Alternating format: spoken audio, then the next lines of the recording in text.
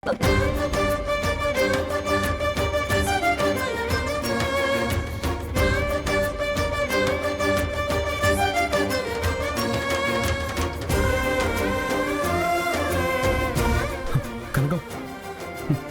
దైవాగ్నితో ముడిపడిన బంధం మనది. మనం విడిపోవాలన్నా దేవుడు మనల్ని కలుపుతూనే ఉంటాడు. ప్రేమతో పోరాడి మీ ఊరిని గెలిచాను. అదే ప్రేమతో ఇద్దరం కలిసి మా ఇంట్లో వాళ్ళతో యుద్ధం చేసైనా మన ప్రేమని మనం గెలిపించుకుందాం. పద. ఈ విషయం అర్జెంటుగా అంబికకి చెప్పాలి.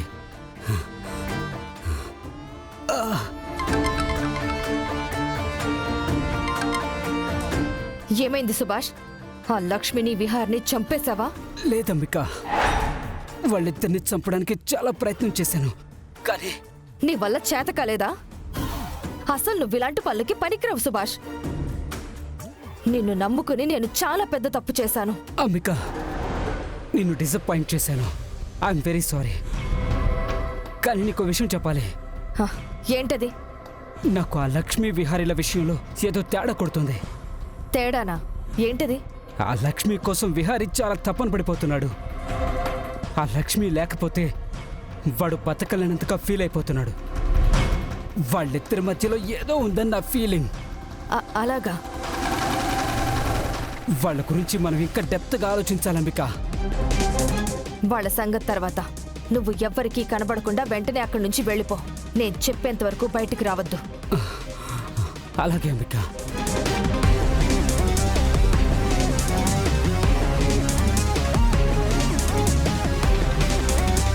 ఆ లక్ష్మికి విహారీకి మధ్య ఏముంది? అదేంటో నేను తెలుసుకోవాలి.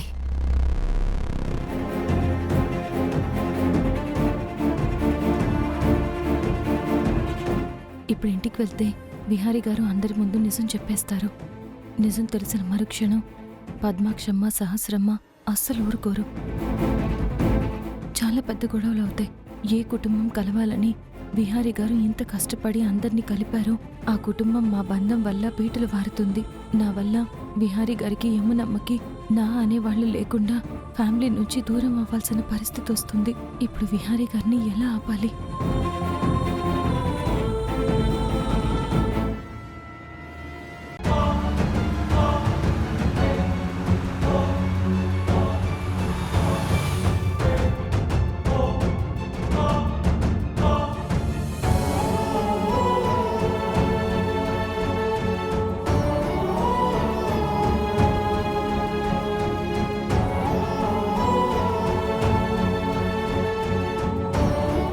ఏంటి కనుక అలా కూర్చున్నావు?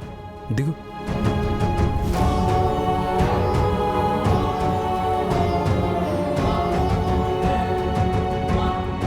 ఏమైంది కనకం? విహారీ గారు, నాకెందుకో భయంగా ఉంది. భయమా? ఎందుకు కనకం? మీరు మన బంధం గురించి ఇప్పుడు ఇంట్లో చెప్పొద్దు. ఏం మాట్లాడుతున్నావు కనకం? ఇప్పటికే మన గురించి నిజం చెప్పక, నువ్వు ఇంటి కోడలవనే నిజం ఎవరికి తెలియక అసలు ఎన్ని కష్టాలు పడ్డావు. అవతల మావయ్యకి నేను మా అమ్మ ఇద్దరం నీకు ఏ కష్టం రానివ్వకుండా చూసుకుంటామని మాటిచ్చాం. అది కాదు విహారీ గారు, ఇప్పుడు నిజం తెలిస్తే మీ కుటుంబం... కనకం ప్లీజ్ ఆగు. నువ్వు నా కుటుంబం గురించి ఆలోచించి నిజం చెప్పొద్దు అంటున్నావు కదా. నువ్వు కూడా మా ఫ్యామిలీలో భాగమే. నిన్ను నా ఫ్యామిలీకి పరిచయం చేసి నా కుటుంబంలో నీకు మంచి స్థానం కల్పించడం నా బాధ్యత. దాని పర్యవసానాలు ఏవైనా సరే నేను ఎదుర్కోవడానికి సిద్ధంగా ఉన్నాను. లక్ష్మి, నువ్వు ధైర్యంగా ఉండు. నీ భర్తగా నీకు అండగా ఉన్నాను. లోపల ఏం జరిగినా నేను ఫేస్ చేస్తాను. విహారీ గారు... లక్ష్మి, నువ్వు ఇంకేం మాట్లాడద్దు. కాసేపు మౌనంగా అన్నీ చూస్తూ ఉండు. అందరితో నేను మాట్లాడతాను, అన్నీ నేను సరిచేస్తాను. నన్ను నమ్ము కనకం.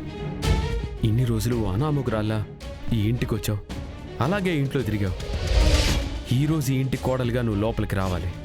నీలో ఆనందం తెప్పించి కష్టాన్ని, కన్నీళ్ళని నేను చూడాలనుకోవట్లేదు. మన సమస్యలకి ఈ రోజుతో మనం ముగింపు పలుకుదాం. కొత్త జీవితంలోకి, కొత్త బంధంలోకి ముందడుగేసి కొత్త అధ్యాయాన్ని ఈ రోజు నుంచి మొదలు పెడదాం. కనుక ఇది నీ భర్తగా నేను ఆదేశిస్తున్నాను. నా పక్కన రాములు వారి పక్కన సీతమ్మలా నువ్వు నిలబడు. కనక మహాలక్ష్మి సమేత విష్ణు విహారీలా కలిసి కుడికాలు ఇంట్లో పెట్టి లోపలికి వెళ్దాం. నిర్భయంగా నిజాలు చెప్దాం. పద.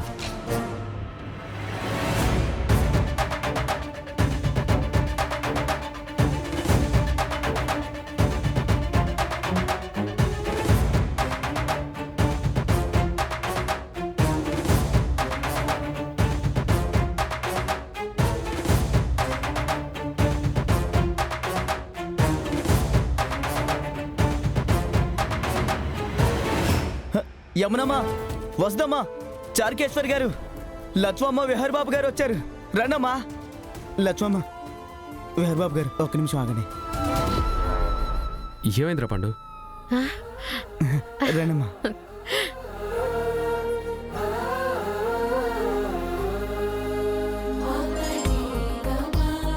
వసుధ, హారతివ్వ వీళ్ళకి. నా కోడలి వనవాసం ముగిసింది.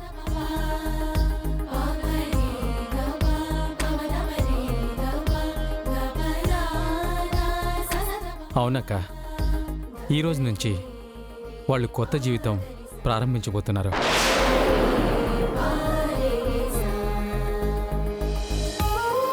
మీరింటికి ఎప్పుడెప్పుడు వస్తారా అని ఎదురు చూస్తూ ఉన్నాంరా.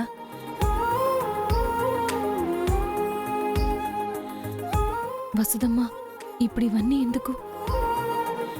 మీ బంధానికి ఇన్ని రోజులు పడిన ముసుగు ఈ రోజుతో తొలగిపోతుందమ్మా. నువ్వు ఈ ఇంటి కోడలివి లక్ష్మి. కోడలిగా ఈ ఇంటి గుమ్మంలోకొచ్చావు. హారతిచ్చి ఆహ్వానించడం ఆనవాయితీ అమ్మా. లక్ష్మమ్మ, నువ్వు కుడుకాలు పెట్టి ఇంట్లోకి వస్తే సాక్షాత్తు ఆ మహాలక్ష్మి ఇంట్లోకి వచ్చినట్టేనమ్మా. వసుధ, వాళ్ళకి హారతిచ్చి లోపలికి ఆహ్వానించు.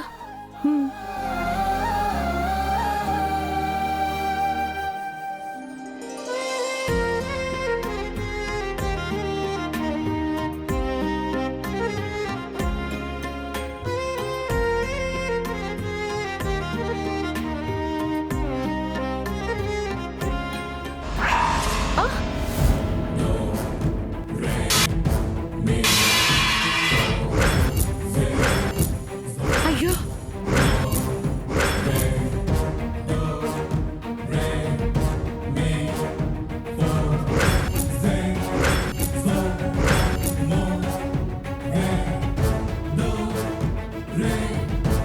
ఏం చేస్తున్నారు మీరు?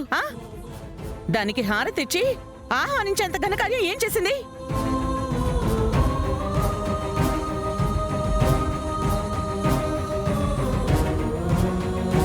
అయినా విహారీ ముంబై వెళ్ళాడు. ఈ లక్ష్మి వీక్రాఫ్ట్ పని మీద వేరే ఊరెళ్ళిందన్నారు. వీళ్ళిద్దరూ ఎలా కలిసొచ్చారు?